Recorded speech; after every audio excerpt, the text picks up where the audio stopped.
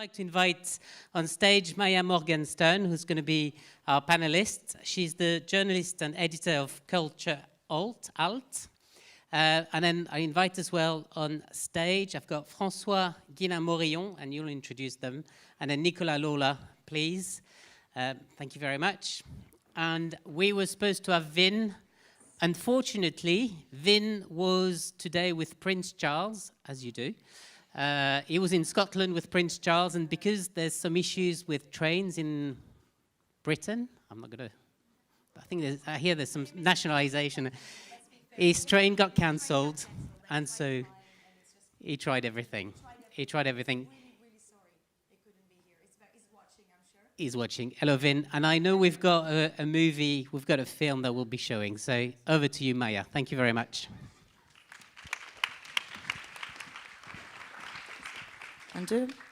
So hi, hello, I'll just quickly introduce myself. So my name is Maïa Morgensztern. I'm a culture journalist and the founder of Culture Alt, which is a Franco-English magazine of podcast interviewing cultural icons. And we're missing Vin, but we have the extreme pleasure of having two speakers here. François-Ghislain Morillon, the co-founder of VEJA. And I don't know how many people are French in the room or know the brand already. Maybe it might be a good idea to have a show of hands. If you've heard of, here we go. So if you turn around, you can see most of the people in the room have heard of the sneaker brand. That's a bit later on. Next to him, we have Nicola Lawler, who's a senior footwear designer for Vivienne Westwood. And Nicola has been working in the fashion industry, for many, many years, designing shoes, working with Alexander McQueen. Her design has been shown at the Met.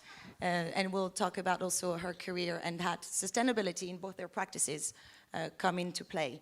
And so before we start the panel, because Vin cannot be here, but he really insisted to somehow try to see, we could see his work a little bit.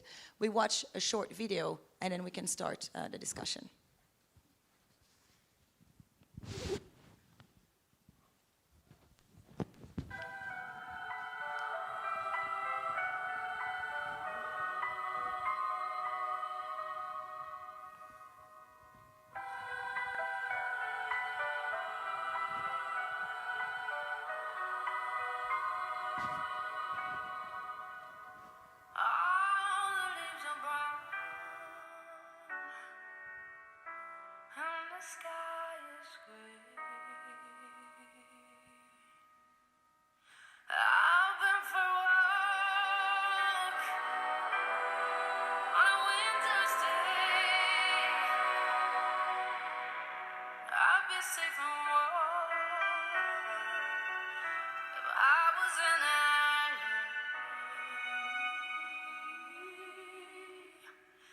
California dreaming, no, I'm sad.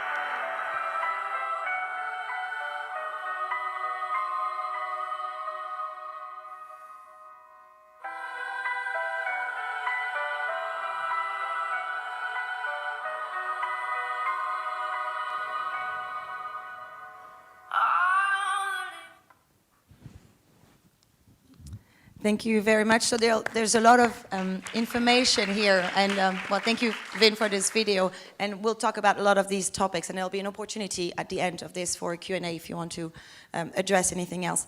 Maybe I wanted to start talking with you, Ghislain, and about the birth of VEJA. I mean, you studied economics, so you were not destined to create a sustainable brand. No, what happened? The brand started from a bottle of vodka. We were back in 2003, 2002 actually, and we have graduated from business schools. We are interns in investment banks in New York, me and Sebastian, my best friend from school, and we are desperate because the internships are going to an end, and we're like, okay, are we going to do this as a life? And we went to the deli, we bought a bottle of vodka, we went up to the terrace and we started drinking. And sometimes good ideas come from drinking. And the first idea there that we are had... some children in the room, underage. Don't do that. Don't get ideas from that, please. So the idea was not VEJA. The idea was to travel the year, to travel the world for 1 year, to get down to the ground, because we were working in towers in New York, and so the idea was to really go to the man level in the world and to study. And it's just not like tourism. We wanted to understand what was going on with the world on a sustainability basis, because it was the time that people were starting to talk about sustainability and how companies should be sustainable and blah, blah, blah. And we were like, what is this? Is this real or is this bullshit? And that was really our angle. Okay, let's see what companies are doing. And so we spent 1 year, and we had the idea of, okay, maybe we're gonna open a consulting company or something like that. And so we studied 60 projects around the world, in partnership with big French corporations. So we went to China, to factories, to oil and gas projects in China, in India, in South Africa, and in Brazil. And it was a great deception, to be honest, because everything we saw was greenwashing with marketing. But out of the 60 projects, one project, the only one that had not paid us actually, it was a startup company, and it was a fair trade company. And they sent us to the Amazon forest in Brazil to make an audit of a cooperative that they were working with. And there we saw something. We were like, okay, these people are buying directly to producers. They were small producers producing palm hearts in the forest. So it was an agroforest model. So the people are harvesting their palm hearts, but they're not destroying the forest. They get good money for this. There is no need for a big partnership with a giant NGO. It's just like a simple economic relationship. And thanks to that premium, that fair trade premium, the people respect their environment, and because they live well from it. And there we realized that there was something with this fair trade model. And when we came back, we did our reports to the big corporation, and they didn't really care about it. So we realized consulting was not an option for us. We needed to do our own stuff. And that's where we had the idea of VEJA. Let's do sneakers, like the ones we love, the ones that we have always been like collecting sneakers. I know it's not very intelligent, but that's that's who we are, like sneaker fans, sneaker addicts. And we said, okay, let's do the sneakers of our dreams. Let's do sneakers that respect the people that are making the sneakers, that respect the environment that is behind. And that's where it all started. So we went back to Brazil and we deconstructed the sneaker to understand how sneakers are made, what are the materials that are involved, and we tried to find the best supply chains possible.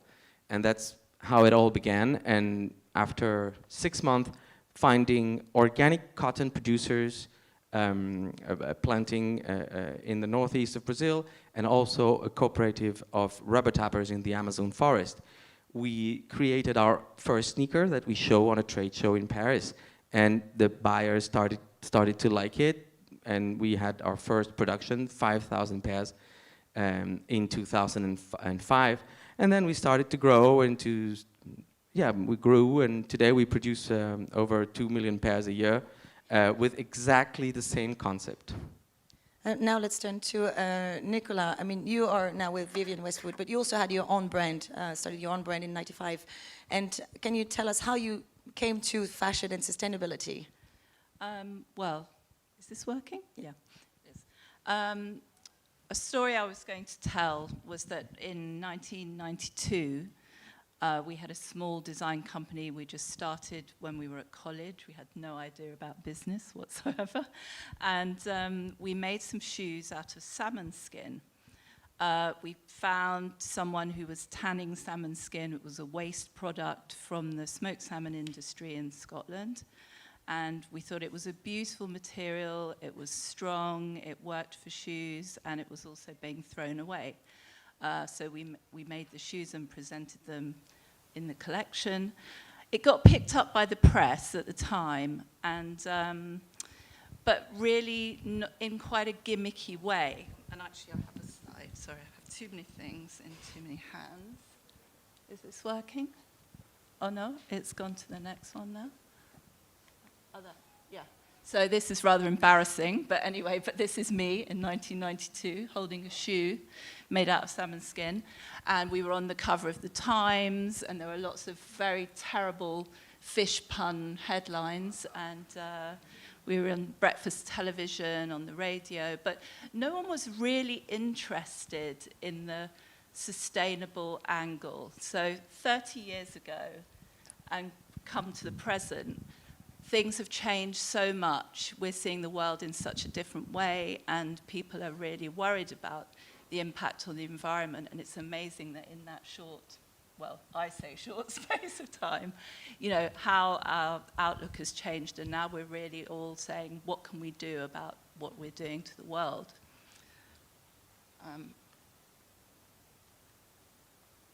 Another thing I was going to talk about, just in introduction, was that these are the shoes I'm wearing now.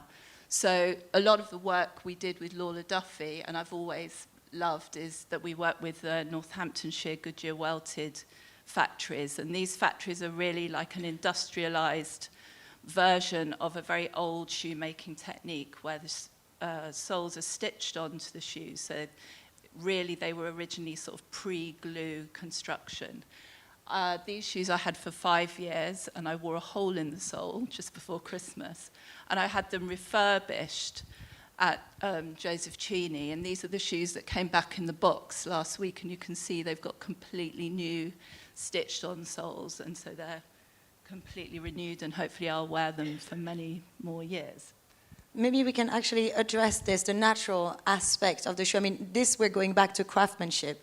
And with you, maybe we can go back, Ghislain, going to Amazonia, the caoutchouc, the rubber, is natural. Can you talk about the natural elements and how you pick up in nature things that will be used to build your shoe? Yeah, we usually the brands, like when you want to have a shoe brand, you go to a factory and you ask them to construct a shoe you send your design, and it stops there, and the factory sources rubber from the market, and they source like canvas, but they don't really know where the materials come from. And because everything today is become commodity. Like, what is a commodity? It is commodity is a number. It's like the rubber. It's called in Brazil. It's called GEB1. It's the name of the rubber. Like you can. It has a price, a market price. It's like a stock exchange, and every day it changes. So people will change their sourcing because of the price. So when you buy rubber, when a factory buys rubber in Brazil, they don't know if it comes from Indonesia, from Brazil. And we said, come on, there must be a way to do different. And it's to go to the source, to go to where exactly what you say, to nature, to where the people are producing. So this is why we call it deconstruction, because we did the whole way, like we took the sourcing map and we took it upside down. So we tried to go the other way around, from the rubber tappers, from the cotton producers, not the factories that do the canvas. No. The people that plant the cotton. And we visited them. And we started building a partnership. We call it an alliance with them. And this is exactly where the story starts. And this is what makes us get up every morning, because this is something totally different than what other people do. And when we take our staff to visit the producers, they see that there is a story, a human story behind it. It's not just like marketing, or we know these people and we have relationships with them, and the price is not the market price. It's a price that we negotiate so that they can live from it, that they can enjoy producing, and they know what it is for. So we try to reconnect people through a shoe. The shoe is just an excuse. You're very close in that sense to agriculture. Can we say you're sort of like growing the shoes from the ground? Yeah, no, I mean, I think we are the only shoe company that have so many people linked to agriculture. We have really 3 people that are every day on the ground, and we're going to hire 2 more this year to visit the families and to work close to them. So yeah, that's a kind of a weird company. I mean, that being said, you're working with people that are very far away from here. We're here in London, and we thought the problem with sustainability most of the time is transport, cutting fuel, trying to make the global more local. So maybe this is for you, Nicola, having worked with Vuitton and the biggest brands we can think of. As a designer who cares about sustainability, how do you work with these brands within your constraint to have a global brand and still be responsible? Is that even possible, to grow something globally and stay responsible?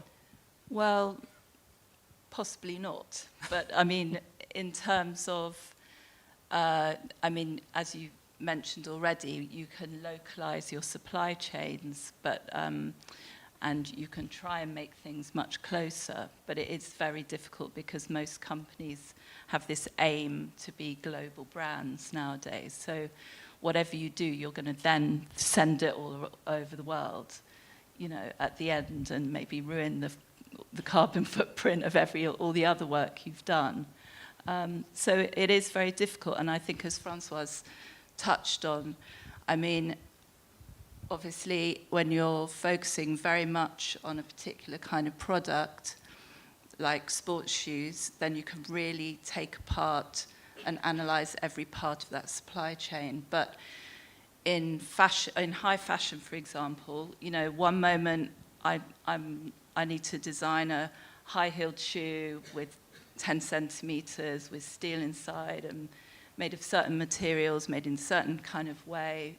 And then the next minute I'll be making a sports shoe, the next minute I'll be making a sandal, and all of these things are made in different ways by different factories using different materials. So it's, without just saying it's really hard, it's a big challenge because you can't start from scratch every single time.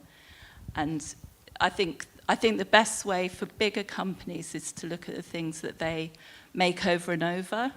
So say, like, I'm trying to think of an example with a shoe, but if you have a classic shoe that you always make every season, something continuative, then it's much easier to really analyze the supply chain of that shoe and the materials that go into it. So maybe bits by bits, breaking Yes, it you it have to down. start somewhere, otherwise you just get completely But it's much easier when you have a overwhelmed. monoproduct. So Yeah, maybe, that's- Ghislain, you want I to It's talk not about that? easy. Not I mean, agree it's more. amazing what they've done at VEJA. I mean, I think it's absolutely amazing. And so It's how do just- you maybe, how do you address it? I mean, you have one product and you can control. She has to respond to a brand brief. You decide on the brief. Yeah, but we have a creative team, and of course they have also some crazy ideas. And I mean, we've done some things in the past, like, okay, let's do a silk collection. Okay, so we go and look for a silk producers, and we build the whole supply chain. But then we realize after 2 collections that silk is not going to stay in the collection because it's fun, but it's not something that we can work with continuity. So the lesson we learned, okay, we don't go into these crazy things. Again, because this is not going to be sustainable in the terms that this is not going to stay, and we're not going to build a relationship there. We're just going to switch from supplier to supplier. So, so yeah, this is a constraint. But again, for us, it's the whole fun is there. Is really when in 2 weeks I will join my sourcing team in Brazil, and we'll travel, we'll visit the families. I think there are some families that I know for 15 years, so I've seen the kids grow, and for me, it is this. This is the pleasure that I have to work is there, more than to do a silk collection that was on American Vogue or which did, but you know, it's I think, and I think the people in the company, they valorize this. And they start to see this as a challenge, but also as a great opportunity. Nicola, you mentioned something earlier about comfort. This is a big topic, especially in fashion. I mean, we don't need technically anything, pair of shoe for life, but this is not how we work, especially as a society today. How do you go between basically aesthetic versus ethic? I mean, it's very hard when you have the constraint on having material that may be not as flexible, not as comfortable. You have a lot of constraint.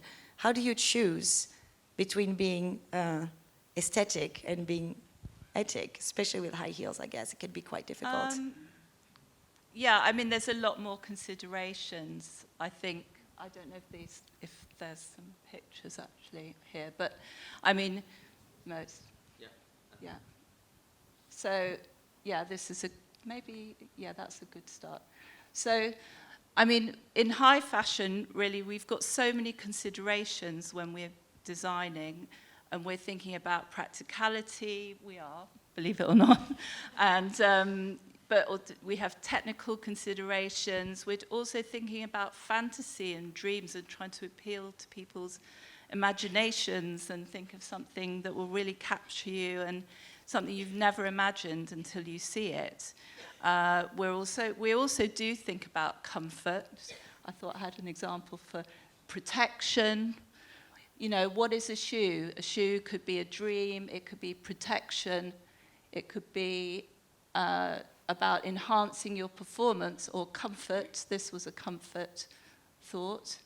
Or, you know, just creativity, and probably not so much comfort in that one. But I've sort of lost my thread of what I was saying there. But we have all these different considerations, and now on top of all these considerations, we also have sustainability. We're also under a lot of time pressure. We're on a merry-go-round of seasons. We have to make sure things aren't too expensive. There's other things I've probably forgotten in the list. And I'm not trying to say that it's all doom and gloom and it's really hard, but there is a lot to think about, and you're working very, very quickly.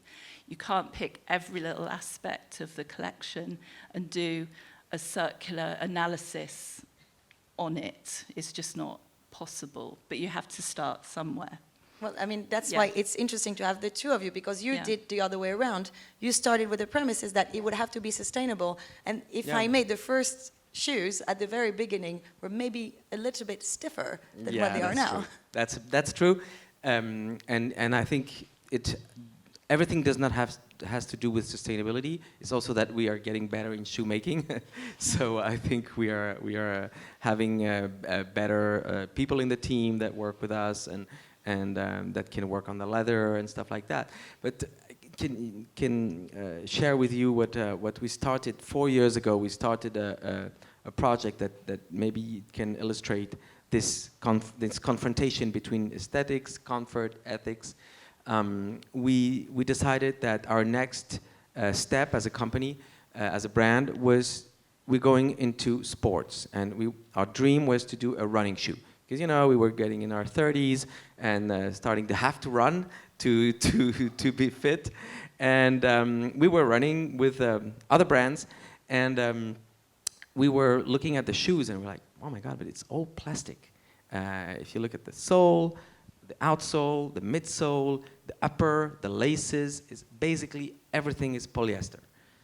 So we're like, okay, this is a challenge. How to do a running shoe that is sustainable, that can be in the VEJA line.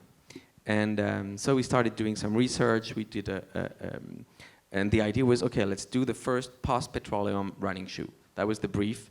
So we hired two specialists. One is a chemist, one is more like a marketing a guy from the running industry. And we did a technical partnership with the university in Brazil, working on rubber and latex and trying to break that polymer so that it can be light. And we put all these people around the table, and we went to see all the suppliers that exist that sell plastic or polyesters and all these polymers that make foams and stuff like that. And as we were already a brand, we could have these people working with us to find solutions to try to diminish the part of petrol of oil in the shoe.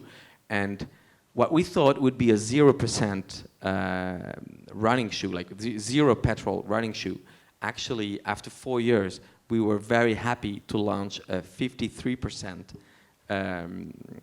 bio-based running shoe. So that means that we still have some work to do, but we entered an amazing world of bio-based polymers, of sugarcane, of banana oil, of many, many things that we will still need to go back to the agriculture on all of these products. So I think it's a lifetime project.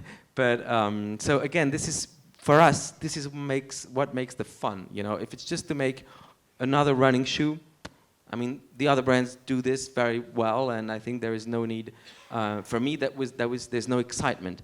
But okay, to start to work on a post-petroleum running shoe, that's where I think we can enjoy, and this actually helped us a lot to improve the comfort on the other shoes. For example, the shoe I'm wearing is not a sports shoe, but it is already with the technologies that we developed for the running shoe. So, Nicola, I mean, working on bio-based product, because you work with salmon skin, so you know exactly what it is to work with something that's a waste and reuse it.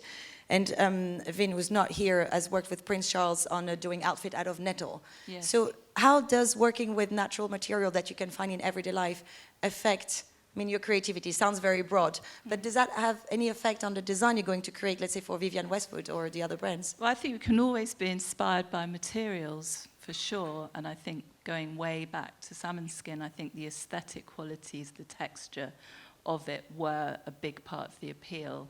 As François was talking about before the talk, you know, people want sustainable product, but ultimately they want something that looks great, that's beautiful, that appeals to them. And if it's ugly and brown, it doesn't matter how sustainable it is, they don't really want to wear it.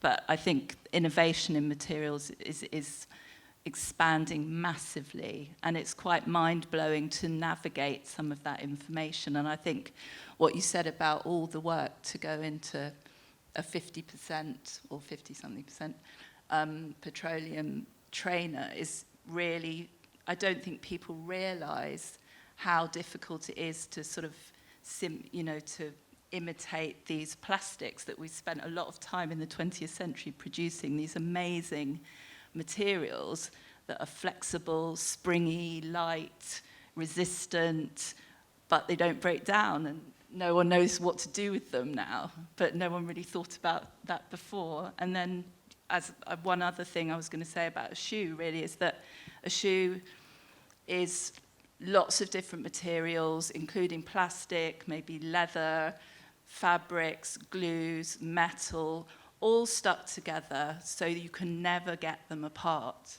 And if anyone's ever tried to take a shoe apart, and I have, and it's really, really, really difficult. So to think about after someone doesn't want to wear a shoe anymore, what do we do with it? I think that's a really big question. We plant it and Yeah. we'll make a tree out of it. But I would like something I would like to address that is quite important, starting with you, Ghislain. I mean, you're wearing your shoes. We can call that advertising, I guess, which is fine. That's Well, I'm no. Look, I don't think I'm the good model for. But that's where I'm getting at. I think you can understand. So you don't do, your brand doesn't do advertising, and the point was, you were really strong about it, was that all the money would go back into the business as opposed to billboard. And Vin, who's not here, on the other hand, has used a very public figure like Prince Charles to promote something that he believes in. So where do we find the balance between using endorsement from a public figure, and sometimes that can be tricky. I mean, if we remember like the golfer and Nike, Tiger Woods didn't end up so well. So you get attached to another brand, I guess, or letting the product speak for itself, but you can never be discovered. How do you find that balance? Yeah, first, just to explain that we decided not to advertise, mostly because of our business model, that we pay a lot. I mean, we pay more than the double for every material that we use, from the rubber, from the cotton, from the leather. We work with Brazil, so we make all our shoes in Brazil. So the cost of this is 3 to 4 times the cost of China, for example. So if we advertise, then we are a luxury brand, and that was absolutely not the idea at the beginning. We wanted, and we still want, our brand to be worn by like people like us, actually. Like, I don't know, we don't fit. I don't think we fit in this luxury world, and we pretty much do the products for us in the first place. So that was the rationale about not doing advertising, and yes, investing all the money and having a smaller margin, but paying better the people that work with us. We think it makes sense. I think we're not big fans also of advertisement and receiving all these messages, and we don't really believe it works. So there is also something like that in our appeal, and that if a product is good enough, then people will actually buy it. So it's a bit more than just an economic model. I think it's also a cultural thing, that we believe in the intelligence of the people. And then endorsement, we don't pay people to wear our shoes, but I think it's a bit of the same thing. You know, if the shoes are good enough, people will naturally wear them. So when Meghan Markle, for example, posted a picture on our shoes, of course we were happy, but we didn't pay her, or we didn't even give her the shoes. She bought them, and I think she can. So that's. And actually, we received tons of emails of these people, or like the stylists of these people, and actually, I think they like when we say, "Come on, you can buy them. Which color do you like?" I mean, it's online, it's easy, so. Another question that brings, we've been talking about sustainability, taking for granted that we know what sustainability means. You talked at the very beginning about greenwashing. So just to reset the balance, cotton, as we know, uses a huge amount of water to grow, but it's natural. Take polyester, a lot less water, but it's made with fossil fuel, which is not biodegradable. Bamboo is natural, but you have to wash it with a lot of chemicals to make it into a fiber that's soft and usable. And rapeseed oil is just terrible to grow. So there's a lot of examples, and our resources, planet resources, are depleting. We know we're talking about this every day. So at which point do you think sustainable will be using man-made polyester, horrible products? I mean, is one day using salmon skin going to be considered actually horrendous for the planet? This is a tough one. It's a difficult question. I mean, I don't have the answer. I agree, and I think sustainability is actually a word that we don't really use in the company. We prefer to talk about sourcing and start to think about smart sourcing. And as you said, we learn every day about these things. And like, for example, recycled polyester, a couple of years back, was amazing, perfect. That solves everything. You know, you're recycling plastic bottles, blah, blah, blah, it's amazing, or ocean, like plastic from the ocean. And then you start to realize that actually using this polyester, you're breaking the recycling cycle, because the shoe will not be recycled. So it's better that a plastic bottle, well, it's better that a plastic bottle does not exist in the first place, but if it is created, then it has to turn into a plastic bottle and again and again and again. So, I mean, we have to create, for our company, we create rules. Okay, if we use polyester, why do we have to use polyester? Because it's much more rigid than cotton. For example, for the lining of our regular shoes, like, we use cotton. But for the sport shoes, we use a mix of organic cotton and polyester. So when we use polyester, we only use recycled. We know it's not perfect, but it's better than the virgin one. So there's no virgin polyester in our shoes. When we use cotton, we use only organic cotton. So this is like the principles that we can, and there are some guidelines called the preferred materials guidelines. As a working group that every year makes this report about what fibers should we use, and we do life cycle analyses, we do carbon footprint analyses. So every year we're getting more knowledge about what to do, what not to do. But yeah, maybe someday we'll say, okay, no, salmon skin is horrible. Nicola, do you want to bounce back on that, having made shoes out of salmon skin? No, I'm not necessarily defending salmon skin or any particular No, or just any material, natural product. Would that be one their product? Should we use man-made because we don't have enough resources? Quite possibly. I think we have to look at the use of resources, and if we can develop man-made materials that do break down after use or can be put into a circular system, then synthetic is not better or worse than natural. It's more to do with understanding the cycle. And as François rightly says, the word sustainable is used a lot, but it doesn't really mean anything. There is no definition. But I think the idea of circularity, which is more a newer thing that people are talking about, but it makes more sense because it's all about the fact that you can't just have an end where you don't know what to do with something. It has to be able to go back somehow. Yeah. Just a little bit of fashion news. Those are in a fashion business. I mean, Stella McCartney launched Stan Smith's All Vegan in November of just last year, 2019. She just announced last week biodegradable jeans as a collaboration with an Italian brand. I was just looking for organic plant-based yarn, natural rubber, free of plastic, microplastic. Victor and Rolf the next day countered something back and announced a collaboration with Melissa, the shoe that the brand that collaborated with Westwood for a long time. Are we seeing a really change in the business, or do you think it's something just cool to be doing? Are we addressing really the global market, or is this just still for the 1%? I think it's cool to be sustainable, and then we'll move on to something else. No, I really think something is changing. I mean, today I went to a show called Future Fabrics here in London at Victoria Hall, and the show has been running for 5 years. It's basically only organic, recycled, fair trade, and innovative, sustainable materials.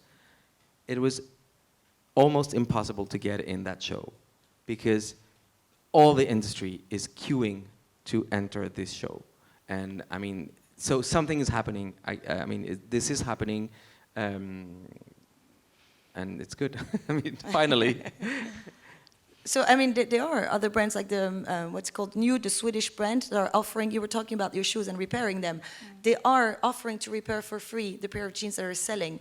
But I mean, it's amazing that they're offering, so you can recycle your own garment as long as you bring it washed and clean. But again, because it's free, does this mean that they have to up the price of the jeans to cover for that cost? And then again, are we talking to the happy few who can afford to do that? Well, it's still a good thing to do, and it's definitely more than a trend. It's just that there's no quick answer, and all these things can grow and contribute to making product better. I think there's a much wider problem to think about, which is basically that we just make too much stuff. And I think I don't have numbers really with me, but we make 80 billion pieces of clothing a year. Yeah, if that gives an idea of what we're doing. I don't think I've got it on here, but there are something like 85 billion pairs of shoes made a year in the world. And three-quarter in landfills. Yes, so and most of them not only in landfills after people wear them, but never ever get bought or worn. And this is a massive problem, and I think I don't know how. I think the economics at the moment are that we just have too many companies, too many brands making too much product.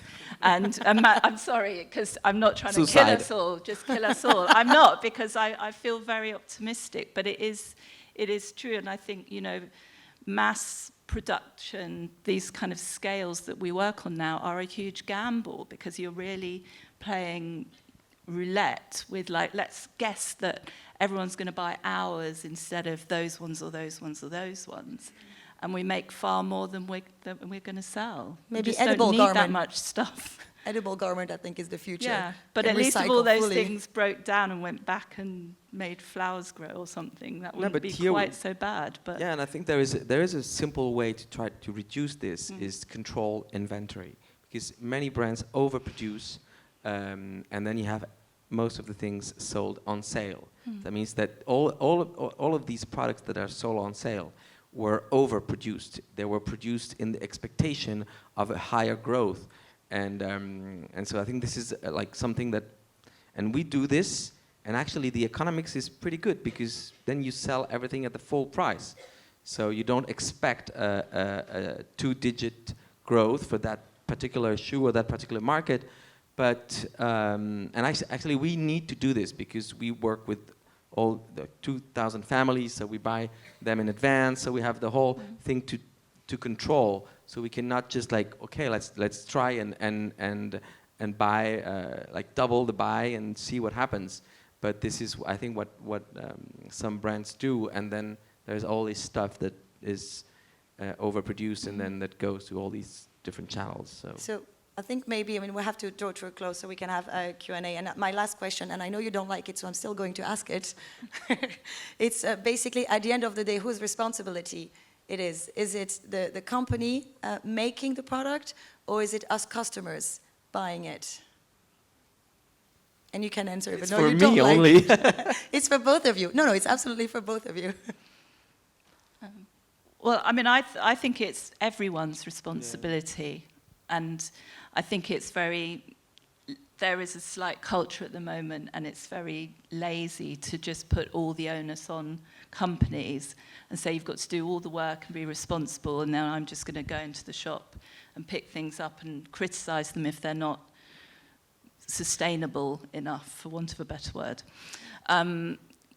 Governments have to do a lot. We have to legislate against, very bad practices around the world, where we pollute the rivers and we pollute the land, and people get sick and people work in terrible conditions, and it's not okay to do that thousands of miles away and then just send them over here and buy everything really cheap.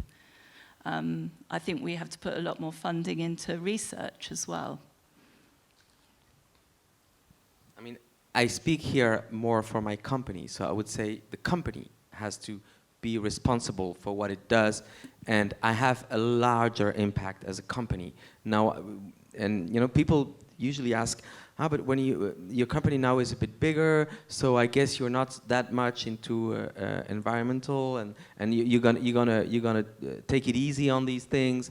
And it's actually the opposite, because when you're a bit bigger, you have much more muscle to pressure the suppliers. And I'm not talking just about the cotton and the rubber producers, but all these big suppliers that supply the polymers, like the industrial suppliers, they can change only if brands change.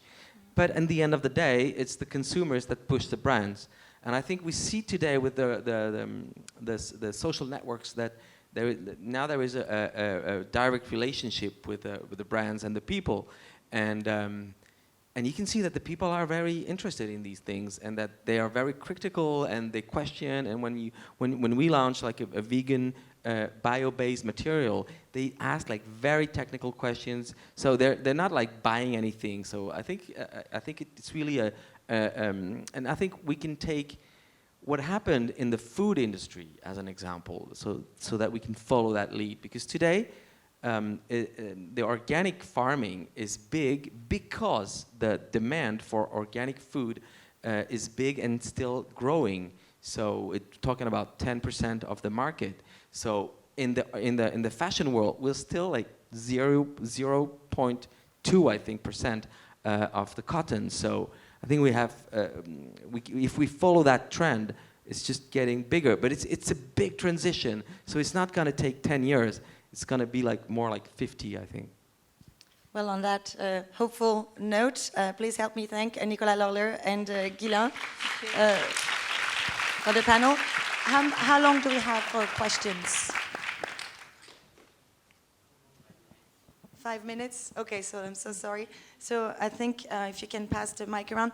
Was there one from the French lycée? I know has been working really hard. If you can make a quick question from the students. And we'll try to make short answers, so we'll have to take a few from the floor. No alcohol. No alcohol involved, it's bad. Yeah. Don't design on alcohol. I was just wondering, when we buy a pair of shoes, so how can we actually, as students, be more aware of the impact our purchases have on nature? I think you have your answer in your pocket with your phone. It's just ask the brand. You have a voice, and you know, if you ask the brand on the social network, everybody sees it, and the brand will answer. So if you're interested in what is the impact in terms of water, what is the impact in terms of carbon, and if the people don't know at the brand, I'm sure they will find the answer. And if you keep asking. Can we take another question, please, right here in the front? Thank you. Thank you. Fascinating talk and debate. I am very curious to hear a little bit more of what you think of this question. A lot of times, perhaps even in one of the questions, there's always this implicit assumption that if we use something ecological, sustainable, it usually have to be more expensive because otherwise we would have used it. But in fact, there was something very curious because I've worked in the university, and I'm even curious whether you guys work with students sometimes to do this kind of design projects to do what's next. But specifically, there was this big program in Unilever, for example, 15 some years ago, and since then they've become much more ecologically minded, and at the same time, it turns out they saved a lot of money. And that was something that was a big surprise. So rather than actually being more expensive, sometimes sustainable ecological alternatives, when you start to focus do you see some of that in the things that you do? Or do you hope to see it soon? Should I say something? I think it can become cheaper as a process becomes more widely used and more efficiently made. So usually in the beginning, when maybe a new material is being made on a very small scale, it might be very expensive. But if you can then grow that and make it more efficient, also making things more local can save a lot of money. I'm sorry, but I have a more balanced view on that, and I think the answer is no. I think that the market, the industry, always goes for the cheapest, and you have to insist to get something better, to get something, and also because in my point of view, it's not only the environment, it's also the social impact of things, and usually it is linked. So if you want a better, I don't know, like a fiber, for example, with a better, like if you take a very simple example, talking about a company that you can buy the fibers from, it's Lenzing. They have 4 types of fiber, and it's really the cheapest has the worst impact socially and environmentally. And I mean, it's obvious because it's only eucalyptus coming from Brazil, and then if you go up in the ladder, it would be the fiber comes from forests in Europe that have more regulations, people are better paid, and blah blah blah. And then, you know, it's sad, but it's like this. So you pay for what you get, and I think people should. And it's also why we are questioning the whole advertising thing, because this money is lost in space. Can we have another question, please, over here?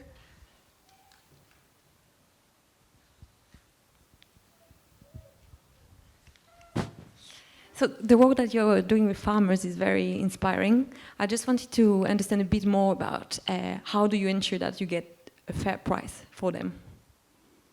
Yeah, sorry, you're talking about the rubber or the cotton or both? Any of your farmer, like you mentioned that you're building a very strong relationship with them. You work on the long term with them. Yeah, so it's very simple. We organize meetings, so we have let's take one example. The rubber, we have a renovation of the contract each year, and before the renovation of the contract, we have 2 persons, so Bia and Sebastian. They go to various communities and they organize meetings with the leaders of because all the producers, they're not independent. They are reunited in associations, and all the associations are members of a cooperative. So they have a voice inside of their organizations. And so when the price is not good enough, they will raise their voice and they will tell us. And actually, there is also a good way to see if the price is, this is because, you know, we are talking about the market economy. If people produce, it's because they're happy about the price. So if the contract, you know, we have an annual contract, so let's say it's like 5,000 kilos of rubber for one local association. If we see that the people are producing 6,000, it's because the price is good and they are happy to produce. If we see that they struggle producing during the year, we can sense that we have to higher the price. So it's also, sometimes they don't even need to tell us that the price is too low. We can feel that we need to higher the price because there's something wrong. Because they can choose between other activities. They're not rubber tappers. They tap rubber, but they have also plantations, they have agriculture, they have, and the big enemy for us is, of course, cattle raising, because this is the option, the other big option they have to make money is to cut down the forest and put some cows in there. So this is why we also monitor with satellites to see what's going on in there. I think we're running out of time, so one last thing. I would like to turn to Camille Aubry, who's been making, while we were talking, a drawing. Thank you very much. And maybe, Camille, you would like to comment on what you've been doing while we were talking. How did the talk inspire you to create? Sorry to put you on the spot, No, but I thought I we mean- should be also looking at what you're doing. Sorry, my brain is like a fog. I was quite inspired by the idea of being inspired by nature and how to innovate from there, and also finding the balance between that and the fact that we still have to buy, still have to wear it, and we still have people watching us, watching what we're wearing. So yeah, I guess I just let it flow like this. Well, Beautiful. it's beautiful. Congratulations. Camille, Ghislain, Nicola, thank you. Thank you very much. Thank you. Just 1 second. So, just one comment from me. I really love the question from the students, actually, and I'd love to get your input because... Extra time. Just one... What I thought is, you know, if you buy some juice or whatever, you've got a label and colours, and you've got big, bright red, do not buy that one, you've got loads of sugar in it. Right, I still don't know if my leather shoes are any good. Right, they are natural. There's no plastic, there's no anything. But what is the labeling that will help me understand whether it is properly recyclable, whether it's... Is there anything like this that exists? There is nothing that exists, and to be honest, there is a big debate on whereas your shoes are sustainable or not. So, and I think there is no truth out there yet on these. There are, as I said, the life cycle analysis is maybe the most profound study that exists, and most of the brands conduct these life cycle analyses. And what is a life cycle analysis? It gives you, and people look mostly at the carbon footprint, and I think it's smart because of climate change, and then it gives you tools to choose between options that designers have when they create the product, or when the logistic teams chooses between options of transport, and so you have indicators. But I agree that the final consumer is lost, and I think this is. I mean, we've participated to a group with the French government a couple of years back, and they just desisted from the idea because it is so much pressure from the big brands that actually they cannot like do a proper environmental labeling on Right, the so product. business idea for you guys. Have a glass of juice and then you can come up with one of these. So thank you very much. Really, really Thank you. excellent panel.